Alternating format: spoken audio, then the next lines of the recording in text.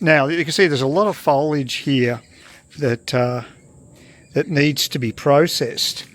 A hell of a lot of it. And as you can see, there's a power cord going up to the top of my garage. The reason being that it's attached to this little gizmo down there, which we're focusing in on, which is the Azito silent shredder. I finally bit the bullet and purchased one today.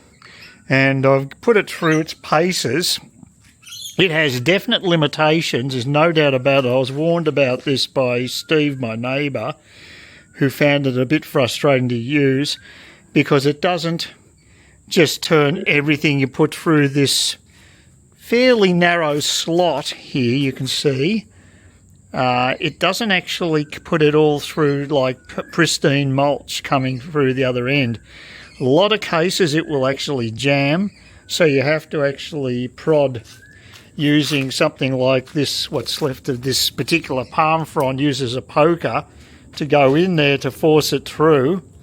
A lot of people have bought these units who reviewed it on Bunnings have said that they basically switch the unit off and then pull it out as well.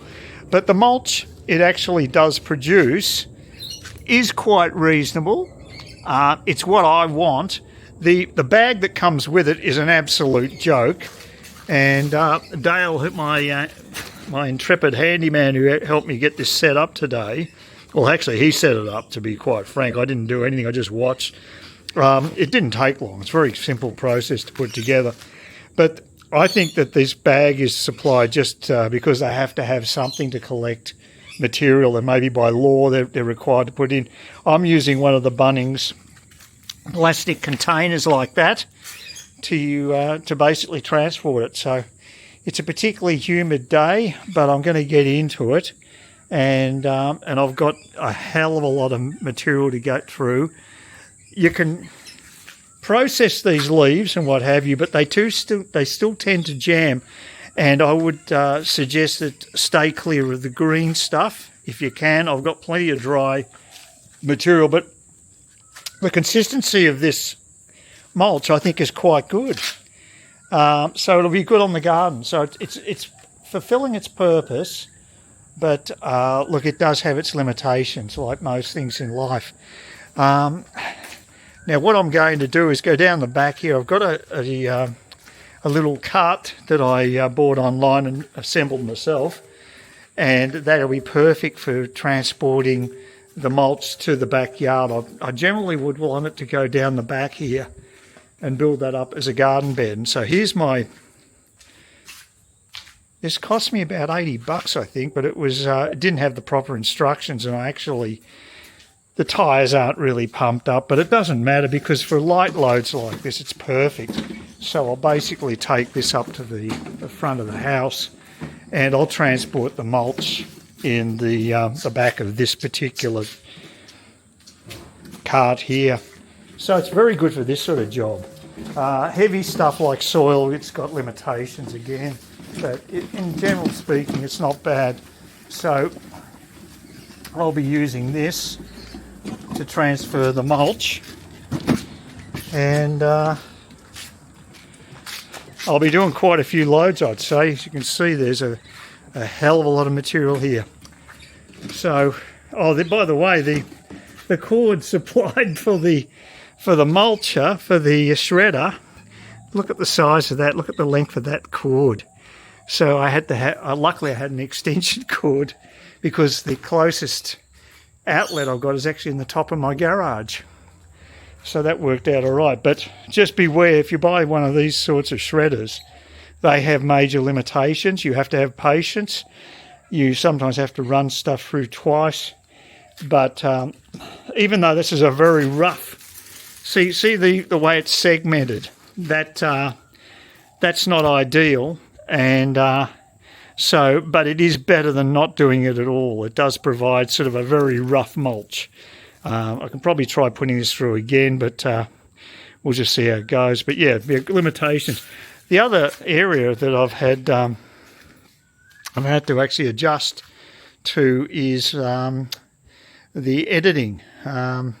And what I've discovered is that the new camera that I'm using right now, it has a different bit rate. Now, I don't even know what that really means, but it's double what the bit rate is on the Action 3 camera, the same make, the Osmo, but it's a different model. This particular one obviously has a better density of picture, and I guess the bit rate's part of that. What that means is I can't actually put it into the old Corel Video Studio 10 editing suite that I've been using over the years. I thought there was something wrong with that particular video editing suite, but there isn't. It's simply the specs on these new files that come from this camera. So what I have to do now is actually use the new editing program, a free editing program that I downloaded, a Blogger program, which seems perfectly fine for just doing basic assembling of videos. So I can put these particular videos on that one, but I can't put it on the one I paid for. So work that out. It's because it's an earlier model. The Video Studio 10 Corel is a fairly early model. I think it's about 2017, and I guess things have progressed in that time. But the freebie one handles these files perfectly well. So what I can do, I mean, it's another step in the editing process, but what I can do is assemble the videos using the new editor, and then do a render of that, and then I can actually do any fine tuning on the Video Studio one. It just means I've got to go through two different processes to basically do the editing of a video. So it's a bit of a hassle, but it can be done. I guess the main thing is there's nothing wrong with the Corel program. It's just it's a little out of date, and I can't update it. I tried that. There was no way I could do that, so I'm basically stuck with its limitations. But it does have a couple of features that the free program doesn't have. The free program's got a lot though. I'm pretty impressed with it, really, considering it costs nothing. It's very good. It's very good features overall. So. Yeah, I'm back in business when it comes to editing. It was a bit of a worry for me. So the videos should still flow freely. I don't know if that's a good or bad thing, depending what you think of my videos. You might hate them, so maybe you best not to. So this just depends how you take the material. But yeah, so yeah, at least I've got all that worked out. So there's been a few issues to get sorted, and right now, the next week, I'm going to be doing mulching. Okay, we're going to the scene of the crime again where this thing didn't work for me. And as you can see, now the shredder's intake, oh, there you go, now it's in frame. You can see that it's actually clear, and which is great because it means that I've been able to do some shredding. I've virtually given up. I don't know what happened, but yeah, it got quite frustrating, to say the least, but eventually I was able to, just persevered, and it's working again. It's actually not as hot today either. It's about 30. I think it's at about 36, and it feels like 34 or something bizarre like that. Well, no, it couldn't be 36. Sorry, I'm saying it must be about 30, and it feels like 34. So that's good compared to what we've had. So there's a bit of a breeze. It's not too bad. So it's a good day to get out and about and get these fronds under control. Yeah, made progress. I was really pessimistic. I thought it took me a long time to get this fixed, but it's operational again. But you've got to be careful the quantity of the material you're putting through, whether it's wet or dry. It's a pretty quirky little outfit, this shredder, and you've got to treat it with kid gloves. Oh, we can see the actual shredder in action now. You can see how quiet it is. That's about as loud as it gets. Not too bad.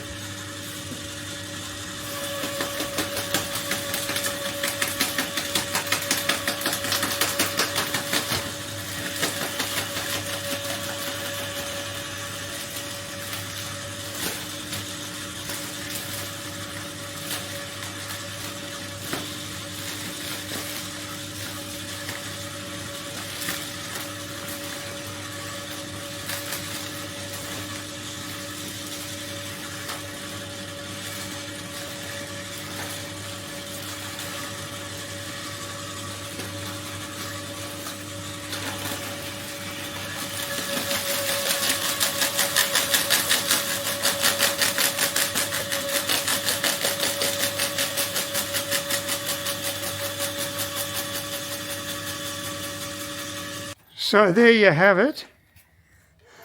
That's how it works. That was a pretty good demo, actually, and that's sort of the the shredded material, which isn't too bad actually. The stems tend to sort of look like the back of a like a snake. They've got segments on them, but the actual the top of the palm really mulches up well. So there's a live demo for you. Well, it's about 10 minutes to 3 a.m. and got flying creatures around the house. Yeah, I'm waiting for my Uber pickup, which should happen at about 3:30, so still got about 40 minutes, but I just couldn't sleep. I never sleep well in situations like this when I'm waiting for a morning flight. I'm just hopeless when it comes to those. So I'm up early. I think I've got everything pretty well covered. There's always stuff in the back of your mind, but I have travelled a few times, although I have had a year's break because of circumstances beyond my control in 2023. But yeah, I'm going to embark upon another journey to Vietnam. I'm not sure how it's going to turn out. Hopefully it'll be good, but you know, no guarantees in this world. One thing I will say, it's a clear night and the sky looks spectacular. You should see all the stars. I don't think this camera will pick them up. Yeah, just a matter of waiting for the Uber. Hopefully they'll show. The people at the pub did say to me that Cairns taxis are more reliable than on Facebook. There has been reports of Ubers not arriving. I have a designated driver, and apparently if they don't make it in a certain time, another driver will take over if there's another one in the area, I guess. So that's basically it. Everything's covered. Still worried I might have missed something, but you know, what can you do? That's travel. It's the sort of hassles involved. But it's good to be out of my comfort zone. I think that's something that is always important in life, is sometimes to go outside your comfort zone. And you know, life is fairly easy in the suburbs of Cairns, so it will be good to do something a little more challenging. And who knows what adventures await me. Well, I'm back at Cairns Domestic Airport. It's been a long time between drinks, probably about 18 months. They've got new security that you have to go through. It was actually quite an easy process, but I had to take my belt off, and I didn't have to do that last time, I recall. Now, I'm just sitting right near the gate 20, which is the one I'm going to depart from. And as you can see, there I found a PowerPoint, but gee, there's very few of them in here. I've got 60% on my mobile. I'm going to boost it as high as I can because I'm going to be in Brisbane all day, and I might have to do a couple of recharges just to keep the juice flowing. And I want to make sure I've got a decent charge, especially when I show up in Saigon. But yeah, like I say, the design of the airports is they just haven't kept pace with what people need. Now, people need damn sight more than PowerPoints than one lousy PowerPoint for probably this whole area. There might be one other around here, but I don't know. I recall using this one before, and I just think it's totally inadequate. It's pretty quiet here, as you can see.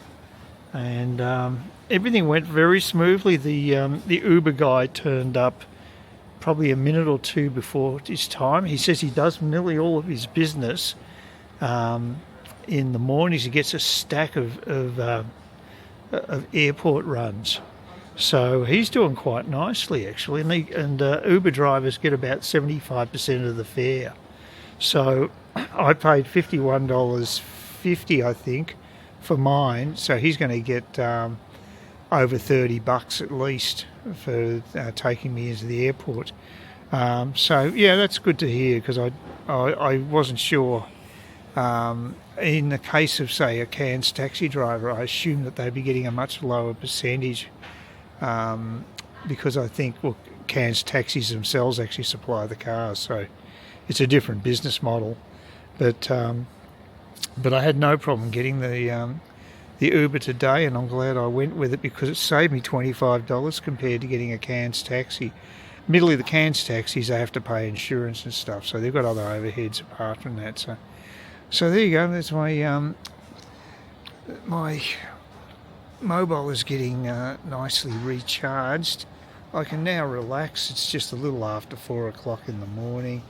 I woke up about midnight. I went to bed really early at 8, took a sedative, and I woke up about midnight. So I got about 4 hours sleep. So that'll probably just be enough to keep me going during the day, because I've got a fairly long day in Brisbane. So yeah, we'll just see how it all goes. But so far so good. The trip is on. I'm actually going to fly today. It's the first time for 18 months. Wow. Yeah, well, I made it to Brisbane without pretty well unscathed. Also got a lot more freebies than I expected. There was actually the ticket I bought actually gives you about $25 worth of food and drink. I wasn't aware of that, so I've got I just had a mineral water and also got some other food, and maybe Steve or his mates might be interested in it. But now I'm just going to head towards the international terminal to where there's a storage locker, and then I'll drop that off and get on, and then take the air train into the city. So pretty well everything's going to schedule. It took a long time to get my luggage, probably because it's the first luggage on, it was the last luggage off, so it didn't matter today. I've got plenty of time. That's the least of my worries. Yeah, well, this is the auto locker for lockers, and I've actually finally got it working. I didn't realise how to put the credit card in. It's all automatic. I've got a locker number. It's going to cost me $16 for the day, and you've got to pick a 6-digit PIN to open it up when you get back, presumably. And that's basically it. So hopefully it works, because I'll be rather pissed off if I can't get my luggage back. Well, it's been a frustrating old day so far in Brisbane. I've been traipsing the streets trying to locate a ferry terminal, because I finally got the old bastard's go card. So the seniors go card, which allows you to basically travel unlimited on the ferry during off-peak hours, which is I think 8:30 through to 3:30 in the afternoon. It's about 11. I've still got time, but there's so much construction taking place in the foreshore around where the Brisbane Lip River is, that an existing river ferry doesn't exist now by the looks of things. There's one further up that I might try to find, but I'm getting to the point where I think I might just give up. I'm not fated to ever go on one of these ferries, I think. Well, I mean, last time it was record floods. This time it's just construction on steroids that's causing the problem. It took me a while to get customer service at the railway station. I mean, the guy was good. He actually credited me back my balance on my old Go card, which is a standard pension card, and he got me onto the seniors one. And but prior to that, he was talking to this woman for about a quarter of an hour. It was an incredibly long line formed behind me, people wanting to be served, and this woman just whatever issues she had, it just seemed to be something that couldn't be resolved. Like, she kept coming back to the guy for more advice. So yeah, it's just ridiculous. So just one of those days, a bit frustrating. I'm looking forward to having a drink, to be honest with you. I'm getting a bit sick of walking the streets. It's just getting a bit tiring. I was hoping to be on a ferry rather than having to trace around the place. So I don't know what I'm going to do. Just have to play it by ear. But right now, I'm a bit fed up with it, to be honest. Looking forward to going to the pub and going back to the airport at this stage.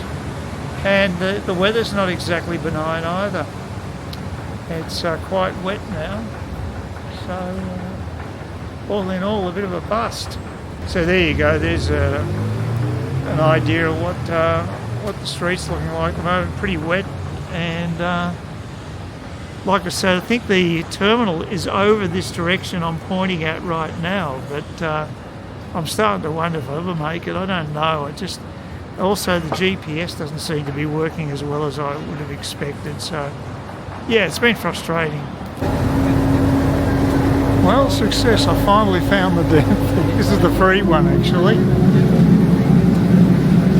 There seems to be two type of ferries. This is the free one, just does a rotation of stops. About 4 stops down the river that way, and it comes back again. But I may be able to go on to the other one because I've got the seniors card now. But I don't know. I'm not sure how it works.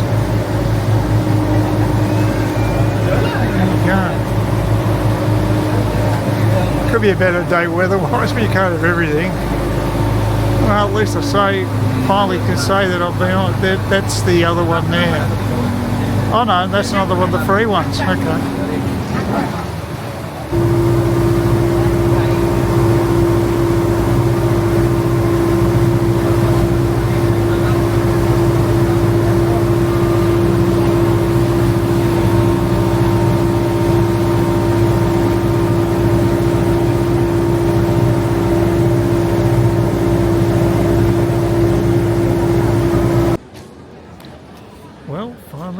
To departures.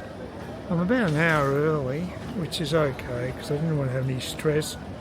I had actually retrieved my big piece of luggage from the automatic dispenser. I was quite surprised it worked so smoothly, although it did actually ask me the number of the lock, and I don't remember it actually asking for a prompt for that, so that might be a bit slack. As departure lounges go, this isn't too bad. There's some reasonable furniture, and that's something like that, a couch, you won't find in most departure lounges. In the foreground you can see all the food that I got from Jetstar this morning. Food I can't use and food I can't offload to friends because they didn't want to know about it.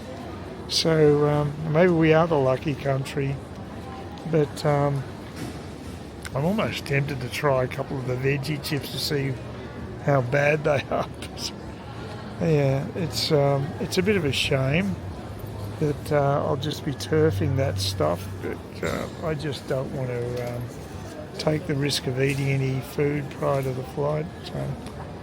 So I'll just leave that as it is. But as I said, this is actually quite a decent departure lounge. I'm actually quite impressed. I think they've done a decent job of designing this. So there you go. I'm incredibly tired and not in great shape, but at least I'm breathing, and once I take a couple of sedatives on the flight, hopefully I'll be in La La Land, and I'll pick up those vital Zeds that I need, because at this stage I'm running on fumes.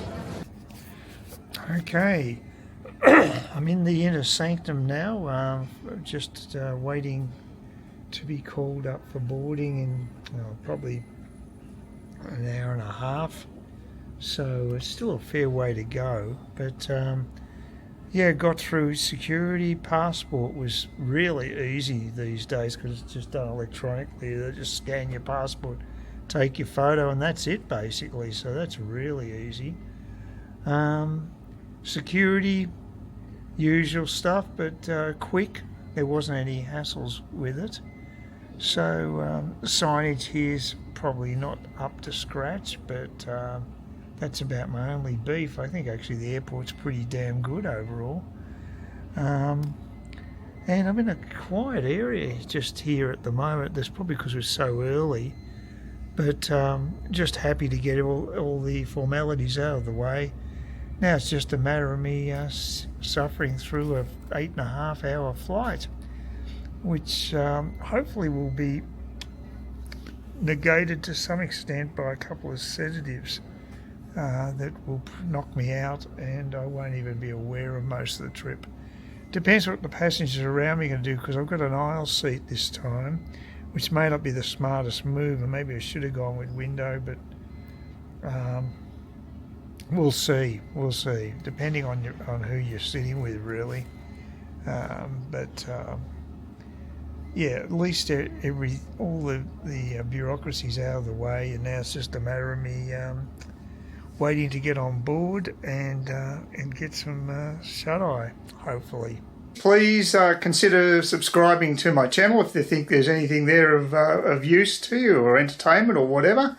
And either do that or give me a thumbs up, or if you're feeling really energetic, do both. That'd be great.